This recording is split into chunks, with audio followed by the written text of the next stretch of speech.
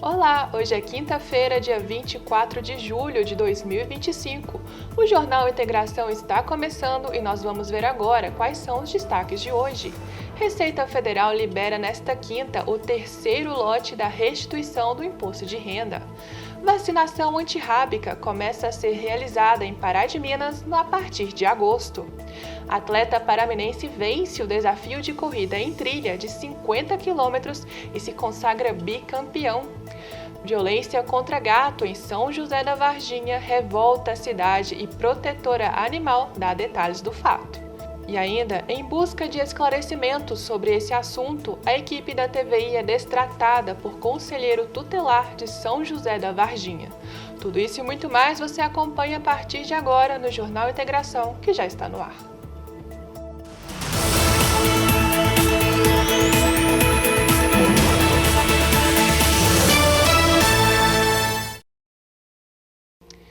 Uma ótima noite para você! A Receita Federal liberou nesta quinta, ou seja, hoje, a consulta ao terceiro lote da restituição do imposto de renda da pessoa física de 2025.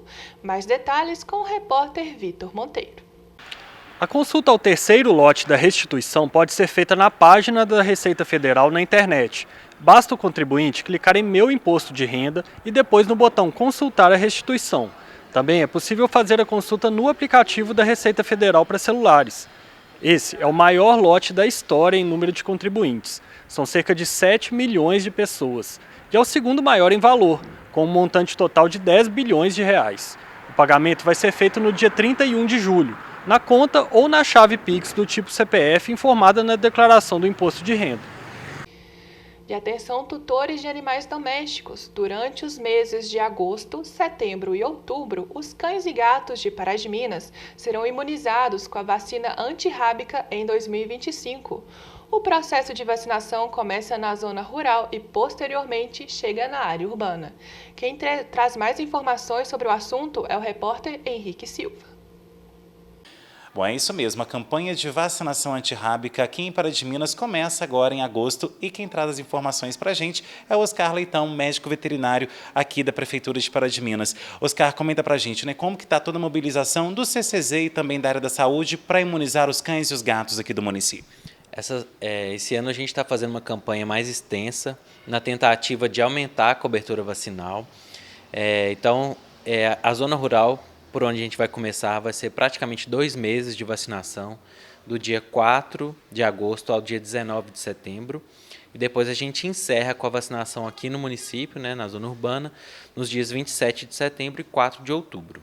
Bom, e vale ressaltar que tem todo um estoque preparado aí para justamente fazer esse reforço que quem vacinou ano passado tem que então voltar esse ano para imunizar os bichinhos, né? Exatamente. A vacina antirrábica é uma vacina anual. Então, quem tomou nos anos anteriores tem que tomar de novo esse ano. E os animais mais jovens que ainda não se vacinaram precisam fazer a primovacinação para continuar nos próximos anos, né? Reforçando a importância, né, como todo ano a gente vem aqui falar disso, a importância dessa vacina não só para os cães e gatos, mas também para a população humana, porque a intenção é fazer com que o vírus não chegue ao ciclo urbano, né? Que o vírus da raiva permaneça lá no ciclo silvestre, nos morcegos, não atinja os cães, gatos e, consequentemente, a população humana. Vale ressaltar que a raiva é justamente isso que você falou, né? Ela também é nociva para o ser humano e quando acontece, já teve casos aqui na cidade ou isso já tem um tempo que não é registrado por justamente conta da vacinação? Isso, a raiva em cães e gatos tem muitos anos que não é registrado aqui, mas no final do ano passado a gente teve um caso em um equino.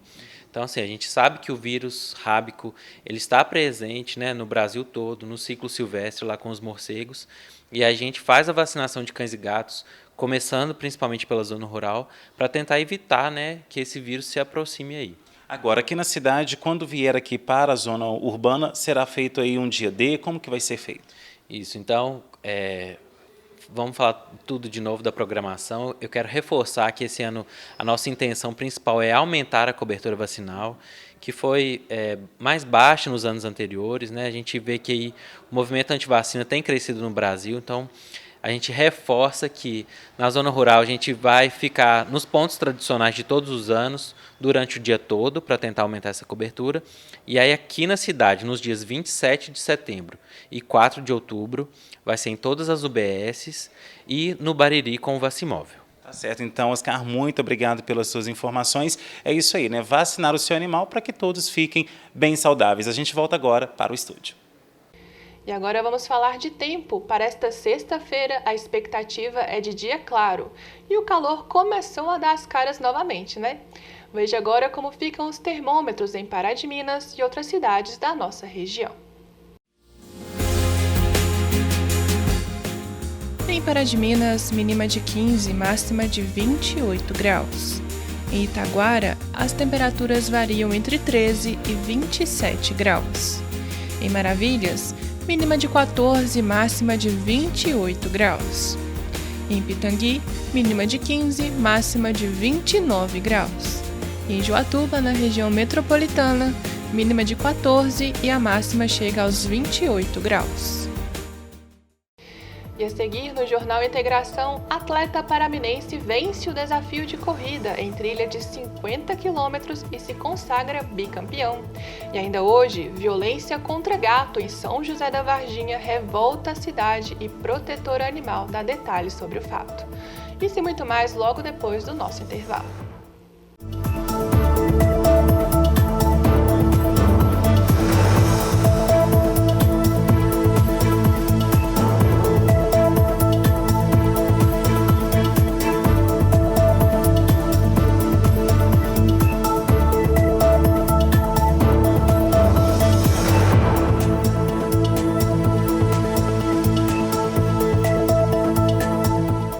Agora o assunto é esporte. Um atleta de Pará de Minas acaba de ser bicampeão de uma prova de 50 quilômetros em trilhas. O desafio, é claro, exigiu uma preparação intensa, além de muita disciplina. 50 quilômetros. A distância por si só já é para poucos corredores de rua. Imagina então fazer esse percurso em trilhas nas montanhas. Foi isso que um atleta paraminense conseguiu em uma prova realizada em Diamantina, no dia 12 de julho. Não só conseguiu, como foi bicampeão da prova. Bom, foi uma experiência sempre gratificante. Primeiro, pela alegria de poder representar a nossa cidade, né, numa competição. Sempre que eu vou para fora, é essa alegria de poder levar o nome de Pará de Minas. E a Espinhaço Extreme é uma corrida que acontece na Cordilheira do Espinhaço, na cidade de Diamantina, que percorre trilhas e caminhos por toda a serra. Então é um tipo de esporte muito desafiador, que exige do atleta ali muita técnica, velocidade, força e resistência. E pelo segundo ano consecutivo eu participei dessa competição e conquistando mais uma vez aí o primeiro lugar, sendo campeão geral e trazendo esse bicampeonato para a nossa cidade. A corrida em trilha e montanha é também conhecida como X-Trail. E apesar dos belos cenários, os locais das competições geralmente são desafiadores, com diversos obstáculos pelo caminho. Bom, o principal desafio eu acho que é a característica do terreno, porque a Serra do Espinhaço ela tem uma característica de ter muitas pedras, então a gente corre praticamente nas pedras o tempo todo, coisa que a gente não tem tanto aqui na nossa região. É uma trilha que praticamente não tem mata fechada, não tem sombra, o tempo todo de exposição ao sol, apesar que o sol nesse dia não foi um problema, porque a gente largou com uma temperatura de 10 graus e com chuva, que foi surpreendente. Então, demorou muito o corpo esquentar, entrar na prova, foi um desafio a mais, porque Diamantina é muito alto e venta muito. A prova foi bastante disputada e o paraminense garantiu a vitória somente na reta final. Foi um grande concorrente que eu enfrentei, que é o atleta Wesley, da cidade de Sabará, que é um atleta que tem a característica de ser mais veloz do que eu, já conhecia, e eu sabia que a minha única chance com ele era na resistência. E na prova teve, na verdade, 53 quilômetros, e eu consegui correr 52 quilômetros atrás dele, tentando manter ali, e apenas no último quilômetro que eu passei. Então foi uma prova assim, de muito foco de trabalho mental, para conseguir resistir até o final e fazer um ataque ali no último quilômetro e conseguir garantir esse bicampeonato. O Gustavo, que também é vereador, diz que a preparação para uma prova desse tipo envolve muita dedicação. É preciso conciliar a rotina de trabalho e convívio familiar com os treinos. Com isso em mente, ele já disputou várias competições Brasil afora e aos 41 anos de idade não pretende parar por aqui. Primeiro, assim, que a gente não começa a correr 50 quilômetros da noite para o dia. Eu comecei como todo mundo começa, dando uma corridinha na rua, no parque, nas trilhas ali da Serra das Torres, e já são 12 anos assim. E é claro que a minha semana de treinamento ela é muito intensa, e ao longo dos anos a gente vai adquirindo bagagem, vai ganhando experiência e vai melhorando. Então a preparação é muito intensa, mas a gente que realmente enxerga a importância do esporte e leva isso até como estilo de vida, não tem tanto peso. É uma rotina que eu gosto, eu já me adaptei, e eu não sei como seria não ter essa rotina de atividade física, seria com certeza muito mais sem graça a vida. O esporte realmente é o que traz um sabor a mais. E do esporte, agora a gente vai para o policial. O quadro Integração Guarda Municipal hoje traz foragido da justiça, desacato à autoridade e alerta no trânsito aqui de Pará de Minas. Estamos agora com o quadro Integração Guarda Municipal e aqui comigo o inspetor Cristiano, que vai falar para a gente sobre o balanço das principais ocorrências que foram atendidas nessa última semana. Bom, inspetor, primeiro de tudo, obrigado por nos receber aqui no posto de ocorrências e explica para a gente como que foi então um caso de desacato à autoridade, no caso é um conselheiro tutelar do bairro Grã-Pará. Fomos acionados, para estar comparecendo ao local. No local já havia começado as tratativas e os agentes presenciaram o pai de um aluno, o qual estava acontecendo a ocorrência, que desacatou com palavras ofensivas a agente do Conselho Tutelar, a qual pediu a representação e foi feito o encaminhamento desses até a Delegacia Civil, para a presença do delegado para as devidas providências. E vale ressaltar o seguinte, que foi a própria escola que solicitou a presença do Conselho Tutelar, não foi isso? Isso, a escola solicitou a presença, de pronto a equipe esteve no local e após a situação ter ficado um pouco mais grave, foi feito acionamento da Guarda Municipal, no qual foi tomadas as providências necessárias. Fica aí então também um alerta para a população que desacatar servidor público é crime e há sanções para isso, né? Isso, várias pessoas às vezes pensam que esse crime de desacato é somente a policiais, mas não, se estende a todos os servidores públicos. Agora, inspetor, outra questão também são as constantes ocorrências que a gente tem aí de pessoas que estão foragidas da justiça. E aqui, nessa última semana, não foi diferente, Nessa última terça-feira, vocês fazendo algumas diligências conseguiram encontrar também quem estava aí foragido da justiça.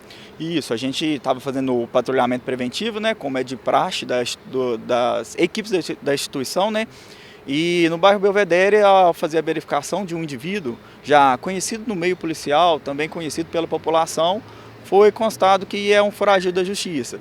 Sendo assim, ele foi encaminhado até a Delegacia de Polícia Civil, onde as providências foram tomadas.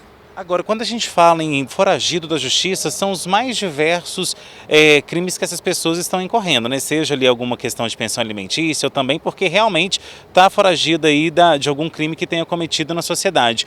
Como que vocês têm percebido a crescente nesse número aqui no nosso município? Normalmente as ações policiais fazem com que esses indivíduos sejam encaminhados à Delegacia Civil.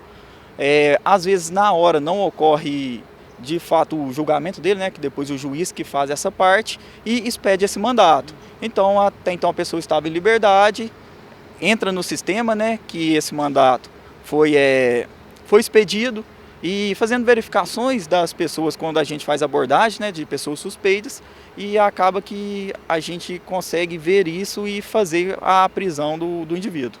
Agora, inspetor, nessa última terça-feira nessa última quarta-feira nós tivemos aí a morte de um jovem de 20 anos, por acidente de trânsito, um acidente de motocicleta e uma das questões que chamou a atenção foi que ele não tinha habilitação. E isso também tem sido bastante registrado pela guarda aqui no município, Isso, a gente tem diversas ocorrências onde as pessoas que foram abordadas, no caso ali, fazendo verificações da documentação, às vezes não tem a habilitação ou tem habilitação diferente daquela categoria. Então isso vem se tornando recorrente na cidade, a gente tem feito várias blitz, várias ações para poder inibir essas questões, mas aí a gente faz o apelo realmente para a população, para tomar muito cuidado no trânsito.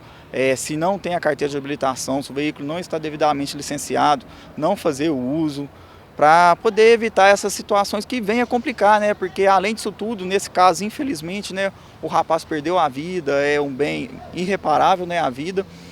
Porém, caso ele estivesse vivo ainda, teriam outras sanções, né, que seriam feitas a levar essa ocorrência à autoridade policial. Agora, uma outra questão também que a gente deve ressaltar é que a própria Prefeitura está aí sinalizando o trânsito da região central para facilitar também a questão do trânsito, melhorar esse fluxo, mas tudo vai também da consciência dos motociclistas, dos condutores dos veículos, né, em geral, para ter mais juízo na hora de dirigir.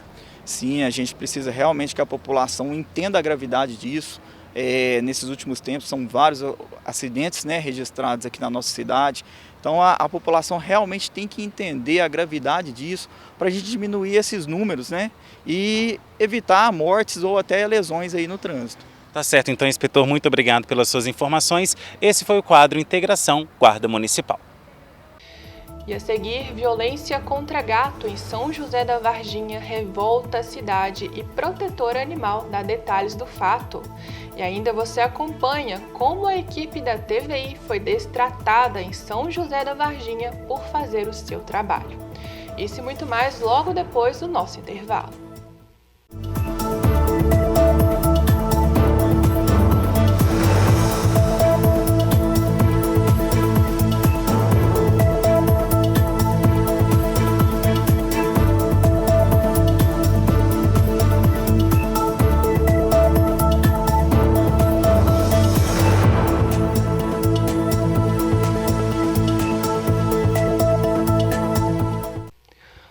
Caso chocou São José da Varginha nesta semana.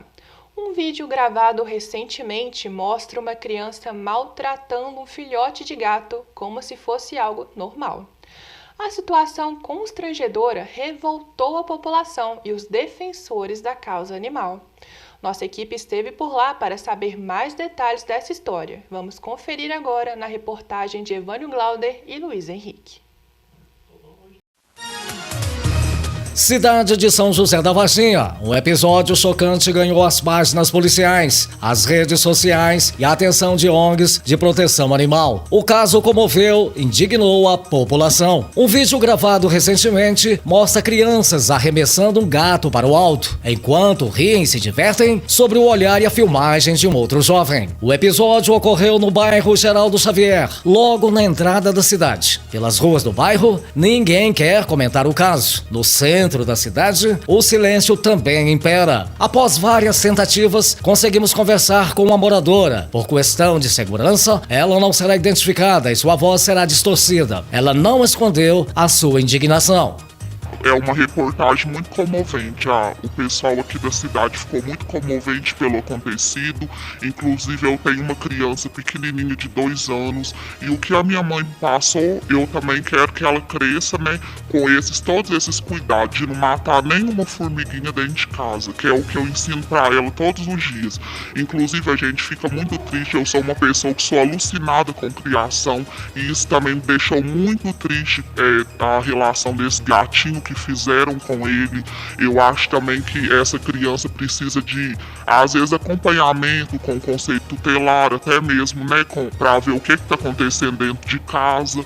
E a gente fica muito triste, né, e pede justiça também, porque criação, né, não é eles têm vida também, eles é que nem a gente. Então, se a gente não lutar por eles, quem que vai lutar?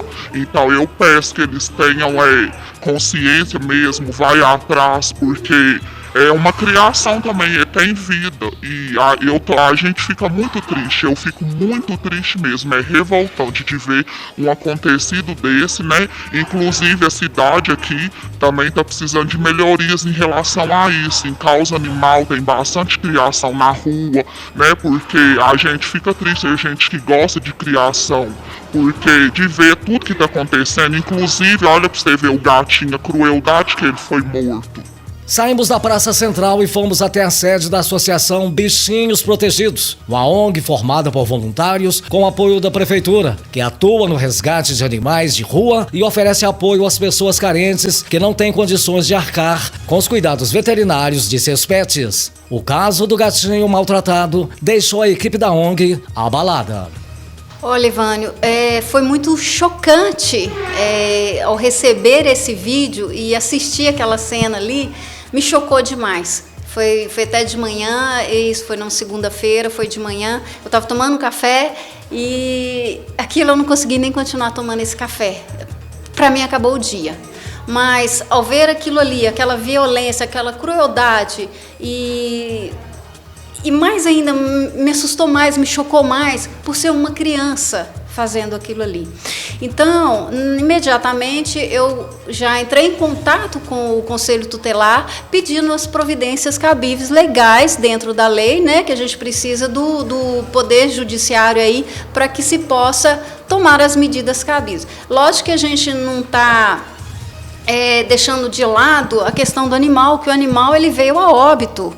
Então, foi uma crueldade, né, que a gente vê naquele vídeo ali, que a gente não consegue acreditar, né? Então, assim, agora a gente está aguardando o Poder Judiciário, as autoridades competentes, para ver em relação ao desfecho de tudo isso que vai acontecer, entendeu? O fato é extremamente delicado. Envolve crianças e, consequentemente, a responsabilidade de pais e responsáveis, sendo essencial refletir sobre a importância da educação no comportamento de novas gerações. Eu acho que, sim, a sociedade precisa rever os valores, né? Esses valores que a gente está passando para as nossas crianças. Eu acho que, sim, é importante essa como é que eu falo com você? Essa integração, eu acho que a gente precisa da conscientização, dessa reeducação, sabe? Para que essas crianças é o futuro da nossa nação. Então a gente precisa rever muita coisa aí em relação a essa educação.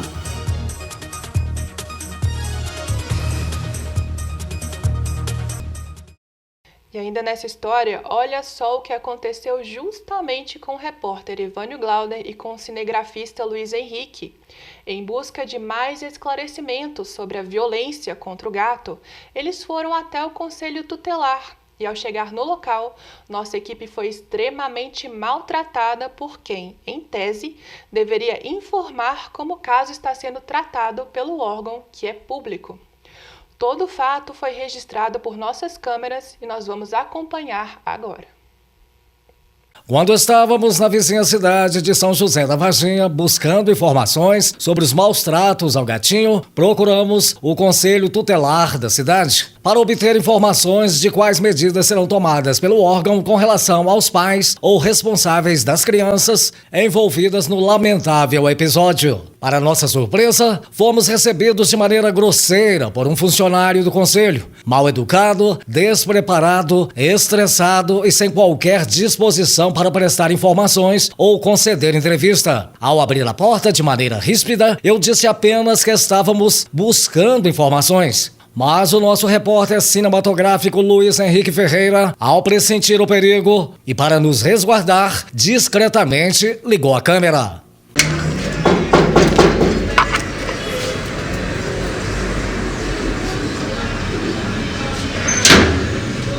Olá, tudo bem? Meu nome é Ivânio, beleza? Tudo bem? Sou da TVI. Eu estive ali agora na clínica. A gente já informou que nos ligaram que a gente não vai dar entrevista. Por quê? Porque não existe leis que protegem a criança e a gente não vai dar entrevista. Não, mas na verdade...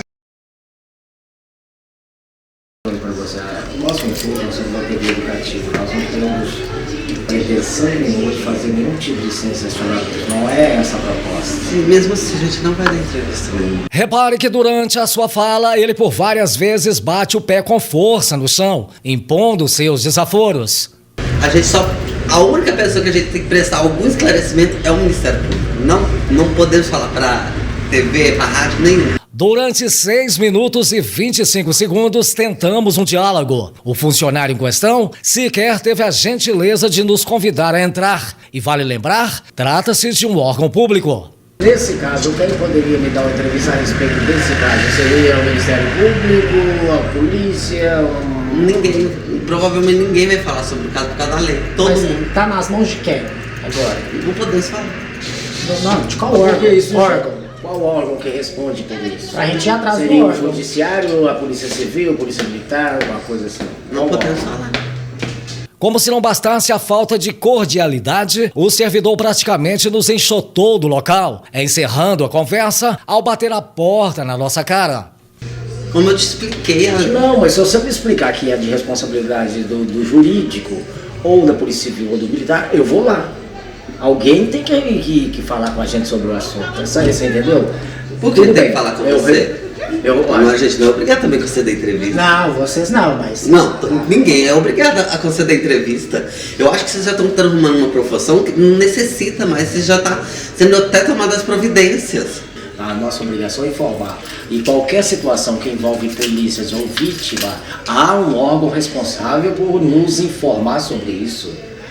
O que nós fazemos é um trabalho de informação para toda uma sociedade, seja uma notícia boa ou ruim, você entendeu? Se você não pode falar sobre o assunto, eu respeito, entendo a sua posição, certo? Essa é a posição do Conselho Tutelar, mas eu preciso de saber qual órgão que pode falar sobre isso. Não sei. Ah, bom, aí nesse caso... Na verdade, sabe, eu não posso falar. Entendeu? Tudo bem. Tá bom, obrigada, tchauzinho.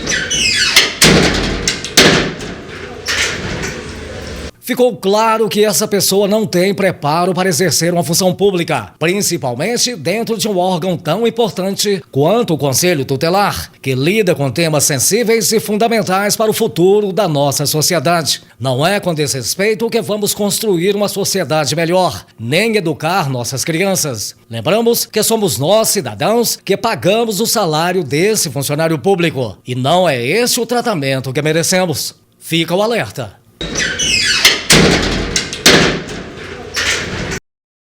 Nós tentamos levar a situação até a Prefeitura de São José da Varginha através do prefeito em exercício, porém nós não conseguimos contato com o chefe do executivo. O espaço aqui segue aberto para que o município vizinho possa esclarecer sobre o que de fato vem ocorrendo no setor público da cidade. Com isso, o Jornal Integração vai ficando por aqui e você continua muito bem informado no nosso site tvitv.com.br. E nas redes sociais basta procurar por TVI Pará de Minas. Nós temos encontro marcado amanhã, ao meio-dia, no Informativo TVI.